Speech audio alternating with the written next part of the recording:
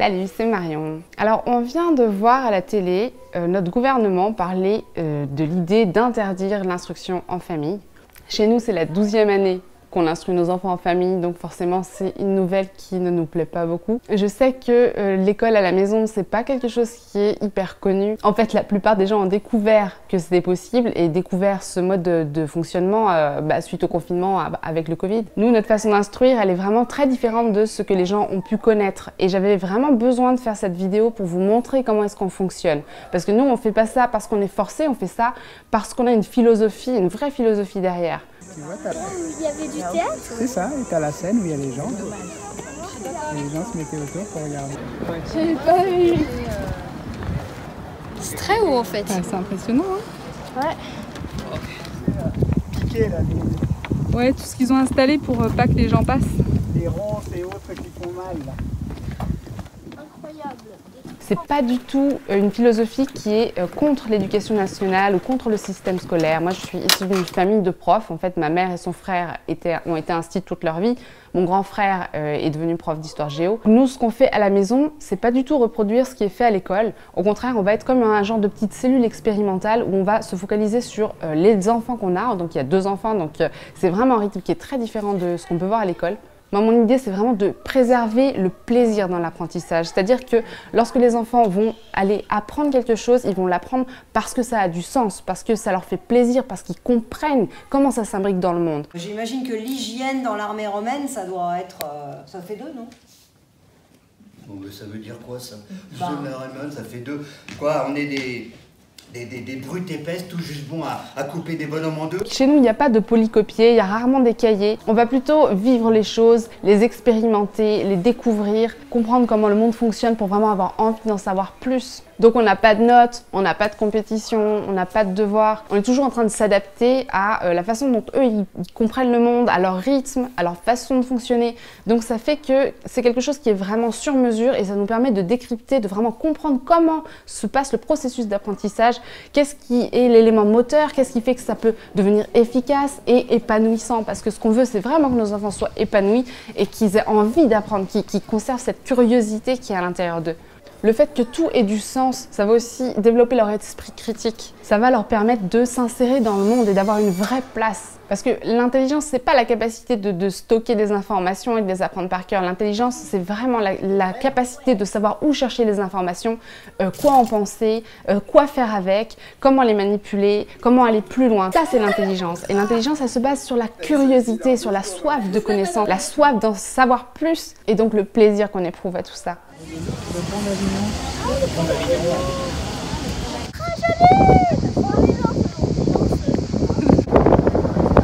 On est beaucoup de familles à faire l'école à la maison, on a chacun nos façons de faire. Ce qui est important pour nous, c'est vraiment de s'adapter à nos enfants. Et je pense que c'est hyper enrichissant pour le système scolaire et pour l'éducation en général. Parce que notre système scolaire actuellement, et il le sait très bien pour avoir discuté avec plein de profs, il se base sur des notions, des façons d'enseigner qui sont un peu désuètes. Et tout ça, ça mériterait d'être rafraîchi, d'évoluer. Et nous, en faisant l'école à la maison, on permet de montrer des choses différentes, d'expérimenter des choses différentes. Et tout ça, ça va venir enrichir l'éducation nationale, forcément. Et ça va venir aussi enrichir toute la société et son fonctionnement. Ça va venir faire évoluer les métiers, faire évoluer les personnes. Je pense que ça peut vraiment aider tout le monde à se sentir mieux et à entrer dans le monde du travail d'une façon qui est beaucoup plus épanouissante. Nous, on va beaucoup plus apprendre par immersion dans le monde. Je vais vous donner un exemple. Il y a quelques semaines, je m'aperçois que mon fils parle anglais. Il était en plein échange passionné avec quelqu'un sur Internet parce qu'il joue beaucoup à des jeux vidéo en ligne et il discutait avec un autre enfant de son âge et ils échangeaient en anglais. Et ils étaient morts de rire, je comprenais ce qu'ils disaient donc c'était très drôle. Et donc j'ai demandé à mon fils comment est-ce qu'il s'y était pris pour apprendre l'anglais. Il m'a expliqué qu'il était passionné par un jeu vidéo dont les seuls youtubeurs qui existaient étaient en anglais. Donc il est allé suivre des chaînes en anglais sur ce thème bien particulier. Donc à force d'écouter en anglais les vidéos, il a fini par retenir des tas de concepts, des tas de formulations, des tas de façons de communiquer, de parler. Il a fini par mettre les sous-titres en anglais pour vraiment faire le lien avec les mots qu'il écoutait. il s'est mis à mettre tous ses jeux en langue anglaise pour pouvoir connecter toutes les données qu'il avait apprises et pour pouvoir améliorer son vocabulaire. Et comme ce sont des gens en ligne, il s'est fait plein d'amis avec qui il échange en anglais. I'm gonna hide over here and we're gonna wait. That was so close. Oh shit, he sees us! Wait, look at him. He's so scared. He's right now. Oh no. Should I? No, we're gonna scan you. Oh no, he res his teammates. Whatever. You can do this! Et comme il a 11 ans et que moi à 11 ans je parlais pas un mot d'anglais, je trouve ça extraordinaire, je trouve ça vraiment super génial. Ils ont lu Les Misérables de Victor Hugo, c'est plutôt fidèlement repris, c'est en bande dessinée. En BD on a quoi d'autre? On a Les Trois Mousquetaires, Roméo et Juliette, Les Aventures de Tom Sawyer, des classiques de la littérature. Les enfants sont énormément dans le jeu, dans le plaisir, tout ce qui va stimuler leur intérêt, ça va vraiment les absorber, ils vont vraiment en faire quelque chose de grandiose. Shani, elle, par exemple, elle a appris à faire du piano. Donc elle a commencé à apprendre avec mon père. Mon père, il a fait le conservatoire et il a pratiqué plusieurs instruments. Et pour lui, c'est aberrant d'apprendre le solfège avant de savoir jouer. Pour lui, ce qui est important, c'est d'avoir l'oreille musicale, de développer son oreille musicale, d'écouter des sons et puis de savoir les reproduire, de savoir comment ça fonctionne, parce que c'est ça qui va nous donner envie de savoir où placer nos doigts, où placer nos mains, comment être efficace, comment aller plus loin dans notre musique, dans notre compréhension de ce qu'on fait. Et c'est le plaisir de réussir à recréer qui va nous permettre d'aller plus loin et d'entrer dans la connaissance. Ce qu'ils font ensemble, c'est qu'ils vont chercher des morceaux qu'ils aiment, un morceau de musique de film ou de jeux vidéo. Il y a beaucoup de musique classique dans les jeux vidéo. Et puis ils vont le reproduire et ils vont apprendre à le jouer.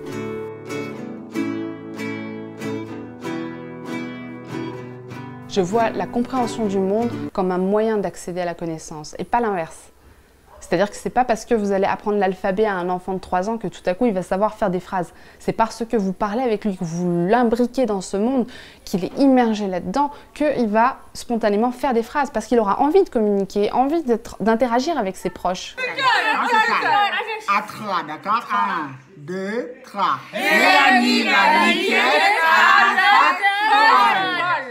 c'est clair!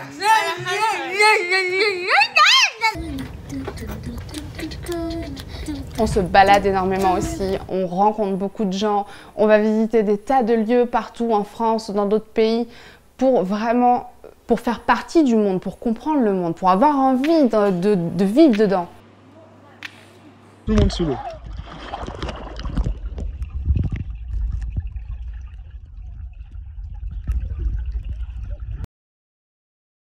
Shani adore dessiner aussi. Je ne l'ai jamais embêtée avec, vous savez, ces cahiers d'écriture où on apprend à former les lettres. C'était trop rébarbatif pour elle, donc moi je dessine beaucoup, donc elle dessinait avec moi à chaque fois que je dessinais et elle a chopé un bon coup de crayon qui fait que le jour où elle a voulu commencer à écrire, ça s'est formé tout seul parce que c'était spontané, parce que le geste et la motricité étaient déjà là. Donc nous on est super bien dans ce mode de vie, c'est génial de pouvoir se lever à son rythme le matin, de pouvoir partir en vacances ou visiter ce qu'on veut quand on veut. C'est vraiment super chouette. On a les inspecteurs qui viennent une fois par an, qui viennent contrôler, avec qui on échange beaucoup, on échange des techniques, on échange des savoir-faire, ils observent comment ça se passe chez nous. Bref, c'est hyper enrichissant. Et je trouve sincèrement que c'est vraiment une perte si on empêche les gens de pouvoir instruire en famille. Parce qu'il y a vraiment des pépites dans ce milieu-là. Et je dis bien des pépites parce que ce sont souvent des gens qui sont passionnés par le fonctionnement de l'enfant et c'est vraiment des précurseurs, des gens qui vont être moteur d'une évolution de la société qui va être vraiment formidable et phénoménale. D'ailleurs, si on devait ne plus avoir le droit de faire l'école à la maison, je pense que ce serait la moindre des choses que l'État subventionne les écoles privées et qu'il les intègre dans la société. Donc tout ce qui est école alternative, démocratique, Freinet, Montessori, tout ce que vous voulez, que ce soit public en fait et que les gens puissent avoir vraiment le choix de l'instruction, c'est-à-dire qu'elle soit gratuite en fait, comme les autres. Qu'on puisse créer des écoles différentes et que ce soit normal. Qui que vous soyez, vous avez le droit de faire l'instruction en famille. Ça peut sembler intimidant peut-être, mais en fait c'est vraiment accessible à tous. L'éducation nationale vous donne... L'éducation nationale vous donne le socle commun des compétences à acquérir pour les enfants, pour chaque enfant de chaque niveau. Ensuite, c'est vous qui gérez l'éducation, la façon dont vous avez envie d'apporter ces connaissances. Si vous n'êtes pas sûr d'avoir les compétences, si vous manquez de ressources, il y a des tas d'associations, il y a des tas de groupes Facebook. Vous pouvez trouver du soutien super facilement. Aucun souci.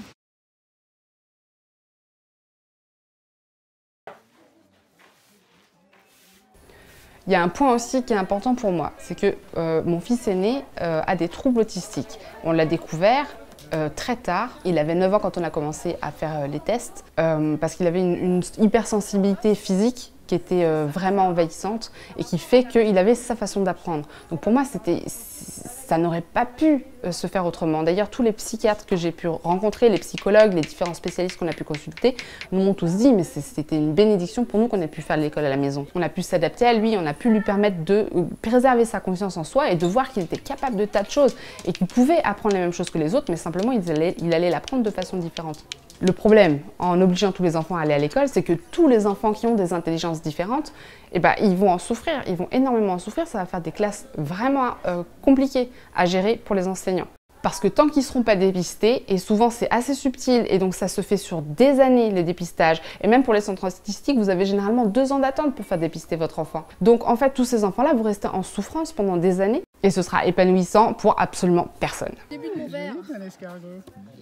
Ah, il est magnifique. Eh ben c'est nickel. Mima, on voit qu'elle a fait de la poterie toute sa vie. Eh ben Noël, on voit que non. L'idée du gouvernement, ce serait de lutter contre le séparatisme. Moi, je ne suis pas convaincue qu'on puisse amener les gens à être plus tolérants en leur imposant notre propre vision. Je trouve qu'on se place nous-mêmes dans une forme d'intolérance où on estime que c'est nous qui détenons la vérité. Ça, c'est une aberration. Je trouve même que ça a un côté dangereux. La liberté du choix de l'éducation que chacun souhaite donner à ses enfants, c'est une valeur fondamentale qui elle fait partie de notre constitution et elle valorise la différence en faisant une richesse. Ça grandit la République, ça élève notre société. Je pense que bien des troubles prennent leur source dans une incompréhension mutuelle et que le dialogue, l'échange, la tolérance, la compréhension de l'autre et le respect de ses choix devraient faire partie des solutions à mettre en place. C'est au gouvernement français de faire en sorte que les différentes cultures et philosophies qui composent la France vivent en harmonie les unes avec les autres et qu'elles n'aient pas besoin de renier leurs idéaux, leurs traditions, leurs confessions, tout ça afin qu'elles puissent bénéficier les unes des autres et qu'elles puissent s'enrichir mutuellement. Je vais vous raconter une histoire très personnelle. Je connais quelqu'un de proche qui a été embrigadé par un groupuscule terroriste extrémiste et qui a fait 8 ans de prison, qui vient de sortir actuellement depuis fin août. Et quand tu lui as demandé mais pourquoi, mais comment tu t'es retrouvé là-dedans, la première chose qu'il nous a dit, c'est l'échec scolaire. On parle donc ici d'une personne sortant du système scolaire français. L'échec scolaire, la pression de devoir être à la hauteur sur ce plan-là pour se sentir intégré à la société, en particulier quand on est issu de notre culture, ça peut pousser à trouver ses repères ailleurs, à essayer de briller, de trouver sa place là où on nous en donne la possibilité, là où on nous accepte tel qu'on est, même si ce choix il se porte malheureusement sur un groupuscule violent et déviant. Non, parce que c'est pas comme si le système scolaire actuel était épanouissant et bénéfique pour tout le monde. Il y a énormément de jeunes qui s'y retrouvent pas malheureusement. Et peut-être que justement, ce serait bien de repenser la manière d'enseigner au lieu de brimer les libertés des gens. Enfin, je sais pas. Donc au lieu de toujours cloisonner les gens, mettre plus de restrictions, on devrait plutôt aller vers les gens, essayer de les comprendre, de comprendre leurs motivations, de les accepter comme ils sont et ensuite de leur permettre de s'insérer dans la société. En brimant les gens, on ne fait que les mener vers l'envie de révolte. L'instruction a effectivement un rôle, mais c'est pas là où on pense. Instruire en respectant l'individualité, le rythme, le fonctionnement de chacun et en poussant chacun à exprimer son plein potentiel individuel. C'est ça dont on a besoin pour aller vers des êtres et toute une société épanouie. Je pense que c'est super important de préserver ce droit qu'on a à éduquer et instruire nos enfants comme on le souhaite. Parce que c'est vraiment quelque chose qui va apporter une richesse et qui va faire évoluer notre société dans le bon sens. Merci beaucoup d'avoir regardé cette vidéo, elle me tient super à cœur.